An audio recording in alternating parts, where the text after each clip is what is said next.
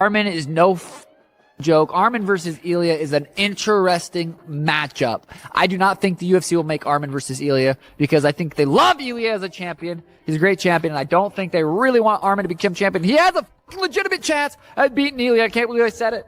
I think Ilia might knock him out, but if anyone has a chance of beating Arman at Ilia at 155, it's Arman, the Turkey Mound.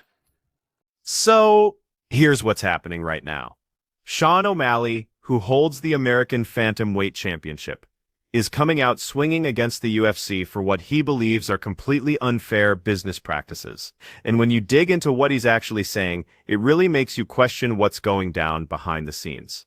O'Malley has been pushing hard for a title fight to happen in early 2026, which sounds pretty reasonable for someone at his level in the sport. But this is where things get absolutely insane.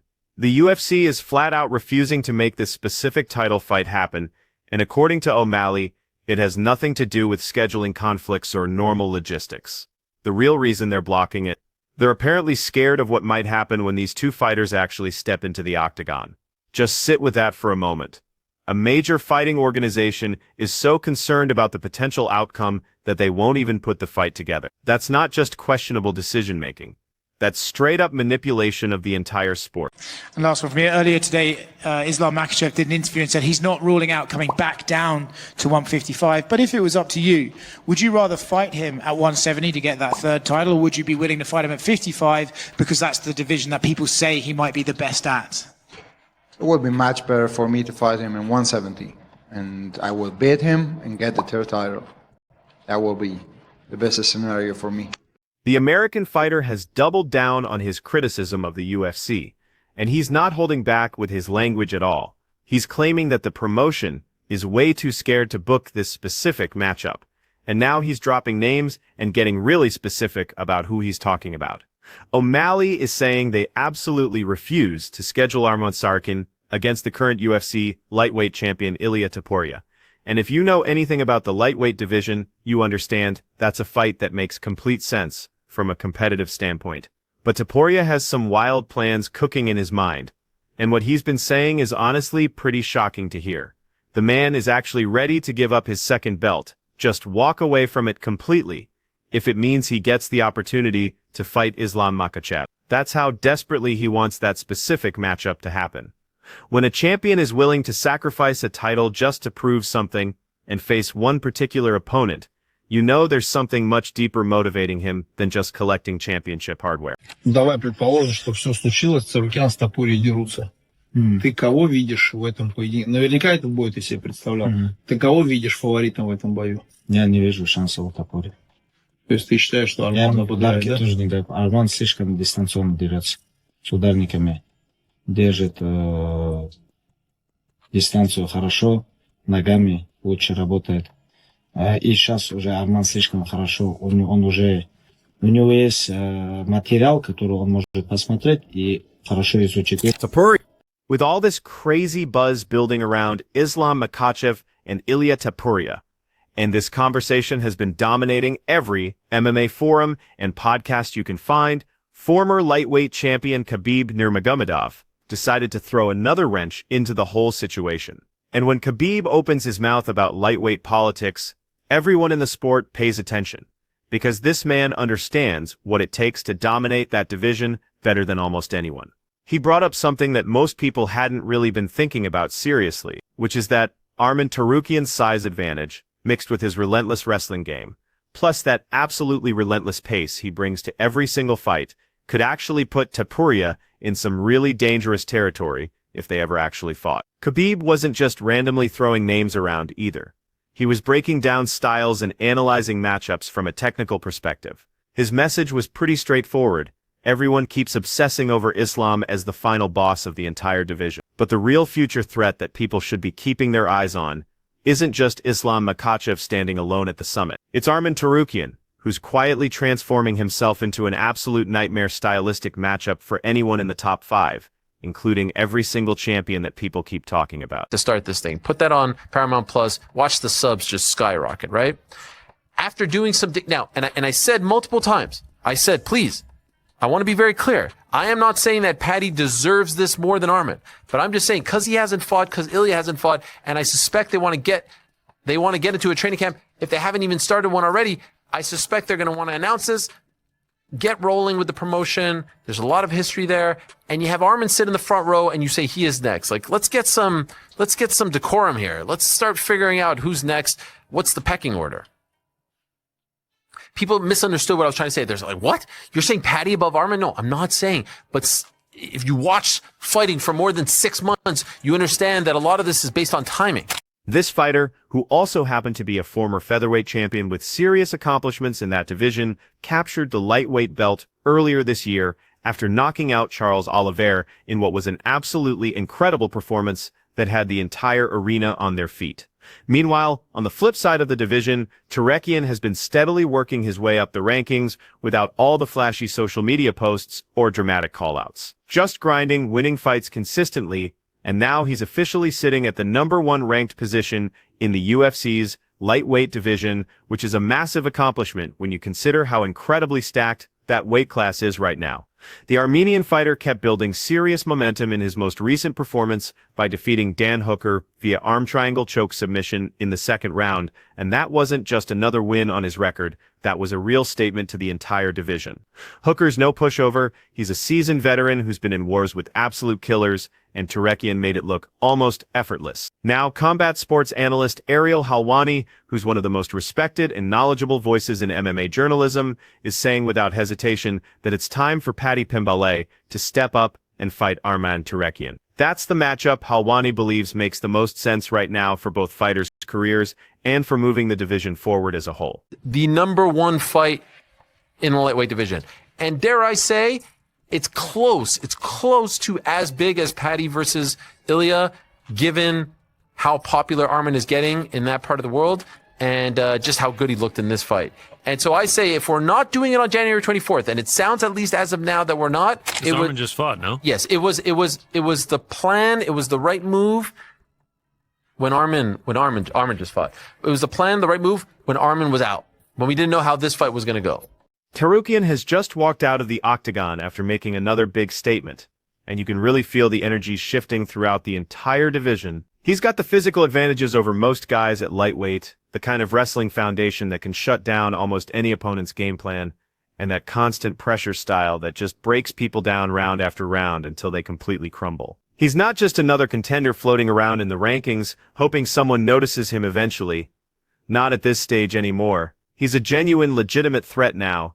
Someone who could absolutely fight for the title tomorrow and not look like he doesn't belong in there. But wait, there's more to this story, because it keeps developing and getting more compelling every single day. Paddy the Batty Pimblett is still out there in the public eye doing his usual social media routine, talking trash to anyone who will listen, and trying to grab all that attention for himself like he's always done throughout his career. And honestly, a fight between Arman Turekian and Paddy Pimblett would be absolutely explosive. The kind of stylistic clash that promotes itself based purely on contrasting fighting approaches and personalities colliding in the octagon. This fight isn't happening in January, and then let's say March at the earliest, right? Because it's not going to happen in Sydney. We suspect Volka will be on that card.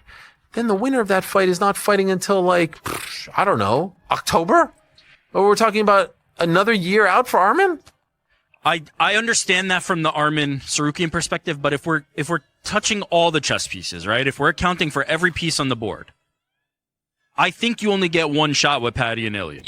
And honestly, Ilia Topuria could very well end up being the next fighter scheduled to face Paddy Pimblett, which is precisely the kind of high-level matchup that fans absolutely cannot stop discussing online, in comment sections, on podcasts, literally everywhere you look in the MMA community. This lightweight division is absolutely on fire right now, like genuinely blazing with potential matchups and developing storylines, and every single fight that takes place carries massive weight in the bigger picture. The entire title landscape, the ranking system, who gets the next championship opportunity, all of it could completely change with just one more significant victory from any of these elite fighters. That's what makes this current moment in the lightweight division so incredibly captivating to watch unfold.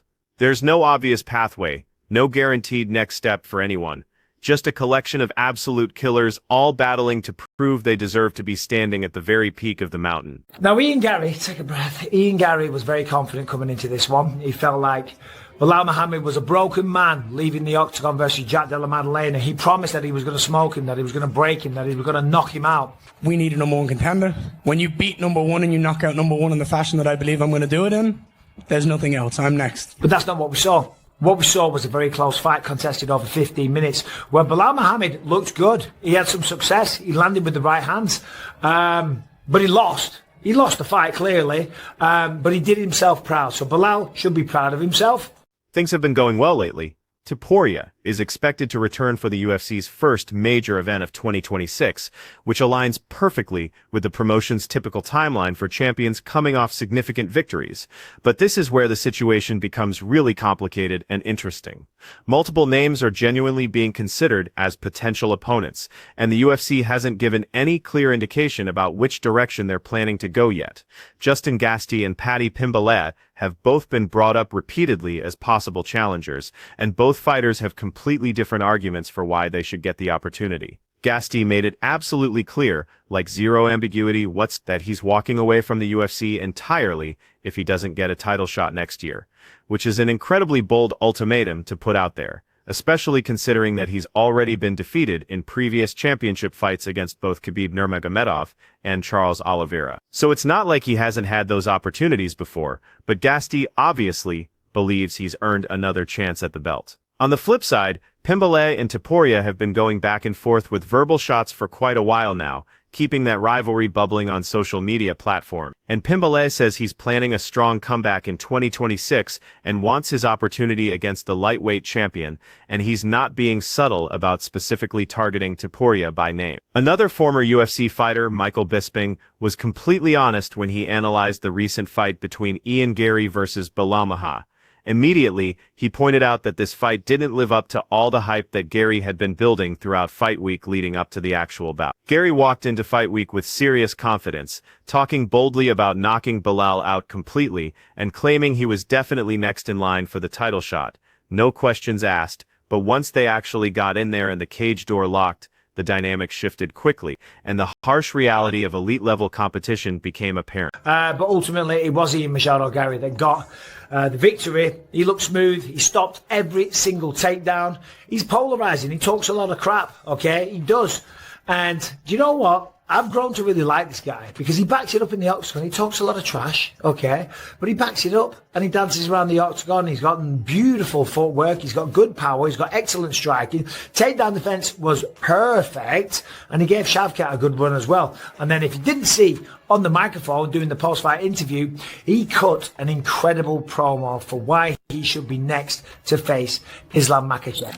Sure, Garry walked away with the victory when everything was said and done and the final scorecards were announced, but Michael Bisping made it clear that Belal Muhammad was actually the real story of the night in terms of exceeding expectations. Bisping had quite a bit to say about Garry's overall showing that evening. And honestly, who wouldn't get excited watching that kind of intense back-and-forth battle unfold? Garry gave absolutely everything he had inside that octagon, completely emptied himself by the final bell. The fight was incredibly tight, could have gone either way on the scorecards, but ultimately, he managed to secure the victory and maintain his perfect undefeated record. He defended every single takedown attempt that Belal launched at him, which is incredibly difficult considering Belal's extensive wrestling background, and he moved around that cage with complete confidence, controlling the distance and setting the rhythm of the fight. His striking combinations landed with genuine power behind them. You could feel the intensity and precision in every sequence he put together. Sure, he runs his mouth quite a bit. Some fans absolutely love his swagger, and others find it completely annoying. But when it's time to actually step up and prove all those words mean something, he shows up under the bright lights. That wasn't a lucky break or a favorable matchup. That was genuine skill and serious preparation, paying off when everything was on the line. He belongs in conversations with the best fighters in the welterweight division, and he stays composed even when the pressure is at its highest point and things get chaotic. Garry isn't just marketing hype and social media entertainment. He's legitimately talented, well-rounded in every aspect of mixed martial arts. And right now, the entire welterweight division has to take him seriously, whether they like his personality or not. And I think Garry should be next. And there's not many people that will be calling out Islam Makhachev because He's a terrible matchup for a lot of people. But Ian Garry's takedown defense tonight was phenomenal. Oh, and by the way, Ian Garry wasn't done with that. I spoke to him on the post-fight show, and he was, you know, his usual charismatic, cocky, charming self. We have history. Our countries have history in the game. The biggest rivalry in the sport. You're Khabib's protege. I'm McGregor's protege. If I said on the commentary on the broadcast that he's the cockiest bastard you'll ever meet, and he is. He is. But I love that. I hate boring fighters. Ian Garry, you might not like him, he might rub you up the wrong way, or you might love the guy. And that's the kind of emotion that... The energy he brings, though, right? Michael Bisping didn't dismiss Garry's achievements either, which means something coming from a former champion who understands exactly what it takes to reach the highest level of the sport. He emphasized that Garry's not just talking nonsense on social media for cheap attention, he's actively pushing his way into the welterweight title conversation by taking on highly ranked opponents and making sure that fans, other fighters, and UFC decision-makers all take notice of what he's accomplishing. Garry's already defeated some really impressive names during his climb up the rankings, generated legitimate excitement for whatever fight comes next, and made it perfectly clear through both his words and his performances that he sees himself competing with the absolute elite fighters in the sport, not chasing them from a distance. Is Justin Gaethje officially retired? I hope not. I sure hope not. Let's unpack what happened here. Gaethje's looking to get a world title fight. Doesn't matter if it's against Oliveira, doesn't matter if it's against Ilia Topuria. There's a fight coming up and Gaethje would like to take on the winner. Now, the big problem is there was a backup fighter for that fight, and that backup fighter was Paddy the Baddy. Why is that a problem? Well, because every time in UFC history, with one exception, the backup fighter has gotten a world title fight. Meanwhile, UFC analyst Chael Sonnen came right out and said that Justin Gaethje is absolutely furious with the UFC right now. And we're not talking about being mildly annoyed or slightly disappointed. No, he's genuinely heated, like seriously angry about how his situation is being handled. Gaethje wants straight answers from the UFC leadership about why things are unfolding the way they currently are. He wants everything to make logical sense from both a competitive and business perspective, and more than anything else at this point in his career, he just wants to fight. Ideally for a championship, because that's what he believes he's earned after years of delivering incredible performances and stepping up to save multiple UFC events with his willingness to take fights on extremely short notice. Well, as a matter of fact, there was a fight that was already agreed to, which was Dan Hooker versus Arman Tsarukyan, and that fight was said, and I quote, obviously, a number one contenders match. Okay. That makes a lot of sense. I don't think that surprised anybody. That just didn't mean next. Somebody's going to fight Ilia Topuria, and then coming out the backside of that fight, whoever that somebody is will be determined between Tsarukyan and Hooker. So when you take Tsarukyan and Hooker off the board, and you're staring at the board, and you've got Justin Gaethje saying, hey, it's absolutely got to be me or bust. Chael Sonnen explained that Gaethje feels like the UFC keeps overlooking him repeatedly while everyone around him gets the major opportunities, the title shots, the high-profile fights, all the promotional support and media attention, and Gaethje just keeps waiting by the phone for a call that never seems to actually come through. This man is a former interim champion, which means he's already held UFC gold in the past, and he's one of the most consistently entertaining fighters the UFC has ever had on their roster in terms of pure spectacle and creating unforgettable moments, and yet he's still not getting the call for these massive opportunities. No surprise, he's absolutely livid right now. It's completely understandable where that frustration is building from when you examine his track record and what he delivers to the table every single time he walks into that octagon. Either you have Michael Morales versus Islam Makhachev, or you have Michael Morales versus Carlos Prates for the number one contender fight. But then I'm thinking about that, and I'm like, hold on, if Carlos Prates wins and Ian Garry beats Bilal Muhammad, how is that fair to Ian Garry because he just beat Carlos Prates? Welterweight is crazy, and not to mention Kamaru Usman and Shavkat Rakhmonov are just lurking in the wings. I don't know what you do. This division's stacked, bro. It's crazy. And not to mention, Islam just asked for a White House fight. You know, who do you put him against for a card that big, monumental? I don't know. I do not have the. Adding to all the confusion spinning around the lightweight division, former Australian UFC star Robert Whittaker and his podcast partner were completely honest when they broke down Islam Makhachev's future plans. They straight up acknowledged that nobody in the MMA community actually has any idea what Islam Makhachev is planning to do for his next move. With 2 championship belts currently in his possession right now, trying to figure out who Islam fights next and in which weight division is like trying to solve a puzzle in the middle of a tornado and hoping everything works out perfectly. There are simply too many moving pieces and potential scenarios floating around to make any predictions with real confidence. The uncertainty is absolutely driving fans and analysts insane because everyone desperately wants to know what the pound-for-pound champion's next strategic move will be.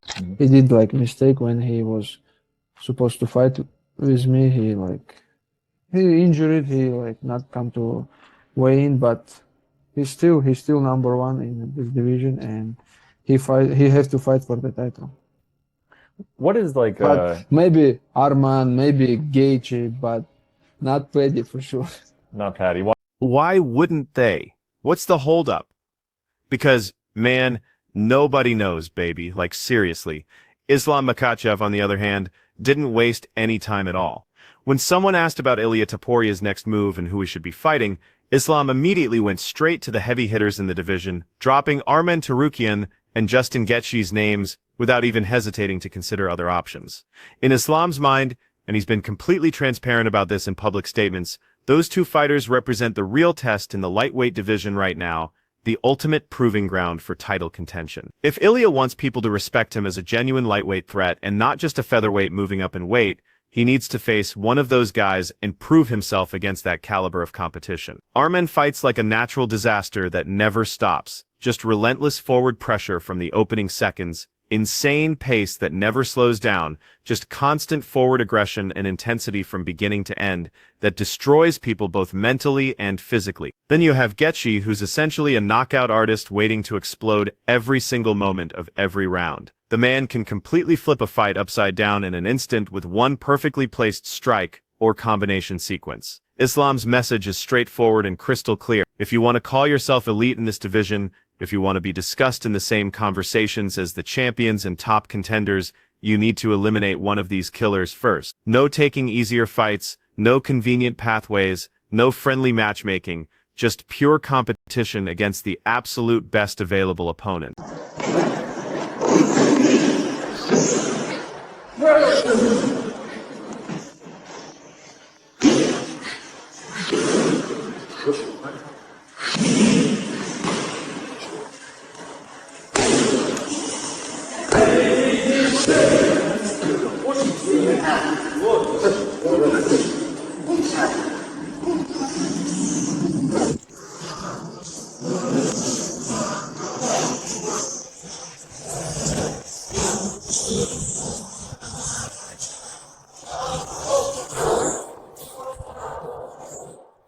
Islam Makhachev is performing on a completely different planet from everyone else in the sport right now, and honestly, it's not even remotely close when you study his fights and compare his performances to other current champions. Only a handful of fighters in the entire history of mixed martial arts have ever achieved this level of complete dominance, where they're obviously operating a step above everyone else in their division, and right now, Islam is definitely that fighter with the massive target on his back that every contender is desperately trying to hit. What absolutely amazes me when I watch his fights is how incredibly effortless he makes everything appear against world-class competition. He glides through elite opponents like he's taking a casual walk through the neighborhood, barely even breathing heavily while his opponents are gasping for air and fighting just to survive.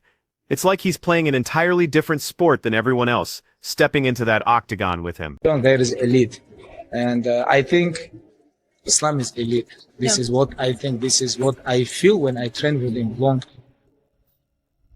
But I know me and Islam, we have same goal, same like strategy, same good grappling, wrestling, striking. Like we good everywhere because we was training together like since 2000, like more than 20 years we training together, you know.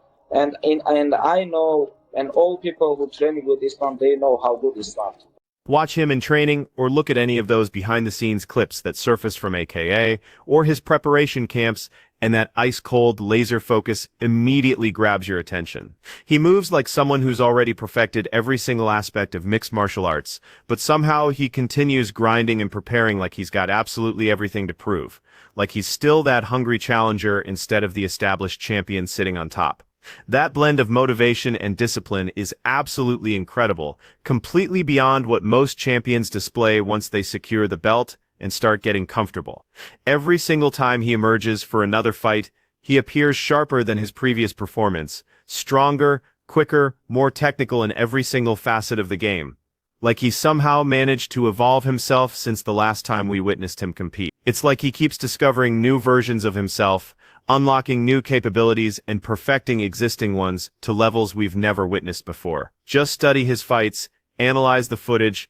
This man is performing as a true champion should in every possible meaning of that word.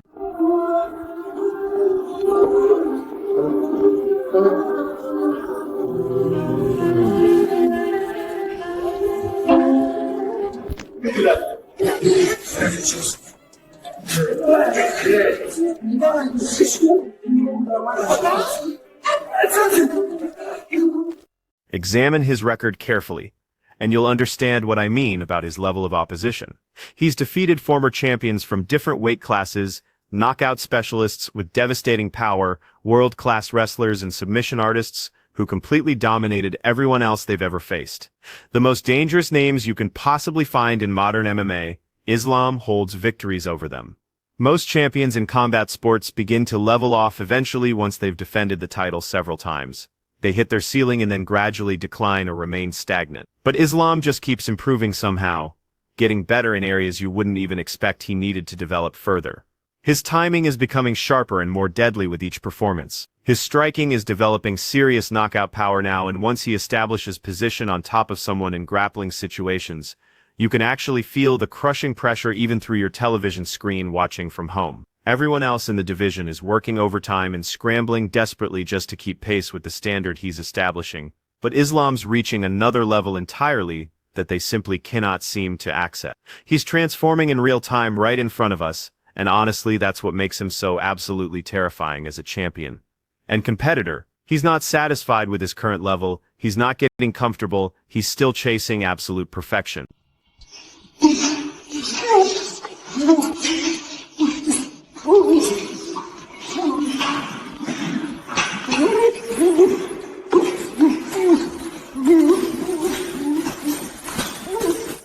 Nobody in the MMA world is really debating who can beat Islam Makhachev anymore. That conversation feels almost pointless at this stage, considering how completely dominant he's been against everyone. The real conversation that people are having now, the one that's actually fascinating to explore, is how much more dangerous can this guy possibly become? What's his absolute peak? Has he even come close to reaching it yet?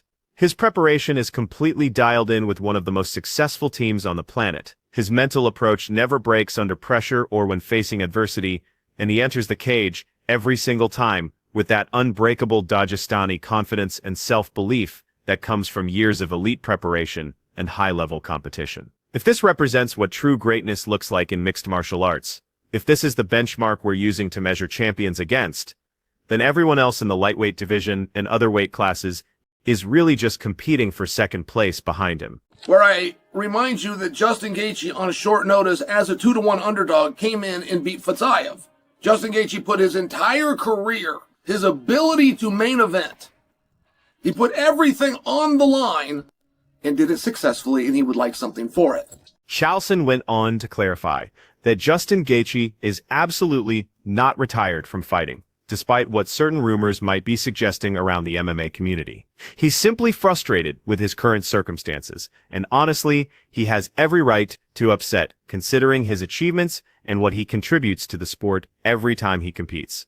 Gaethje wants a world championship fight. It doesn't matter to him if it's against Charles Oliveira or Ilia Topuria or whoever else ends up holding that title when the dust settles. He just wants whoever emerges victorious from the title picture. That's it. That's his only request. But the path to that title opportunity is currently blocked by situations beyond his control, and Gaethje is absolutely furious with the UFC and how they're managing matchmaking in the lightweight division. Chawla broke down what he believes is the core issue causing all this frustration. The UFC selected Paddy Pimblett as the official backup fighter for the upcoming title fight. Now, why does that matter so much? You might be asking. Well, except for one unusual situation in UFC history. The backup fighter almost always receives the next title shot after the scheduled championship fight takes place. That's simply how the system has operated historically. So now Gaethje finds himself stuck on the outside looking in, watching someone else get positioned for the opportunity he believes he's rightfully earned. And you got Paddy the Baddy that's completely undefeated in the UFC, plus has an organic face-off. You're put in a pretty interesting position. I mean, you've got a lot of correct answers. As a promoter, you dream of being in a position like this. You dream of having 3 and 4 and 5 guys that can all draw, sell, and bring attention no matter how you do it. But you also have to pick one, and there's a rumor. And the rumor is that in January, on Paramount for their debut, they're going to contest the lightweight championship of the world, which means Ilia Topuria will be there. Chael Sonnen explained the situation perfectly on his program when he detailed how the lightweight division transformed into complete mayhem practically overnight. The UFC initially established Arman Tsarukyan versus Dan Hooker as an official, clear-cut #1 contender fight, and everyone in the MMA world thought they understood exactly what was going to happen next in terms of booking fights. Ilia Topuria faces his next scheduled challenger in a title defense, and then whoever emerges victorious between Arman and Hooker gets the title shot immediately after that next in the queue. Simple, logical, easy to follow, right? It made complete sense from a competitive perspective, and everyone accepted that as the roadmap going forward.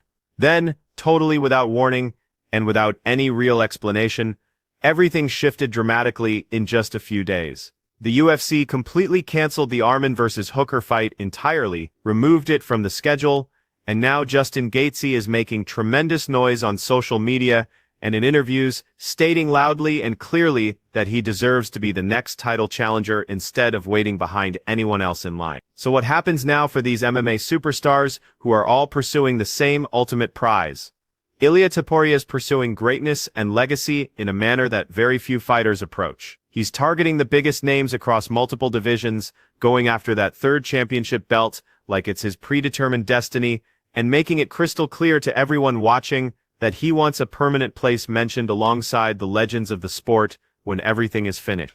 The guy's completely fearless in who he challenges, hungry for the most significant tests possible, and honestly, he appears ready both physically and mentally for whoever steps forward next to challenge his position. Arman Tsarukyan just keeps advancing up the rankings as well. Fight after fight, victory after victory, he brings constant pressure that exhausts people completely. He has tremendous skills in every area of MMA and the type of relentless competitive spirit that makes him a serious problem for anyone in the lightweight division who has to face him. The massive question hanging over the entire division right now is straightforward: who actually steps forward next and shakes the entire MMA world with a massive performance or shocking upset? So fight fans, what are your thoughts on all this chaos? Can Topuria actually capture that third title in a third weight class and cement his legacy as one of the all-time greats? Will Tsarukyan finally break through all the politics and take his shot at the championship that he's been building toward? Or does Islam Makhachev just keep demolishing everyone who dares to challenge him and prove once again that he's the absolute standard to beat in this sport? Drop all your predictions and opinions down below in the comments section. Smash that like button if you're excited for what's coming next in this division, and make sure you're subscribed to the channel so you don't miss a single update. There's plenty more news coming, detailed analysis of every potential matchup and fight night excitement heading your way in the coming weeks and months.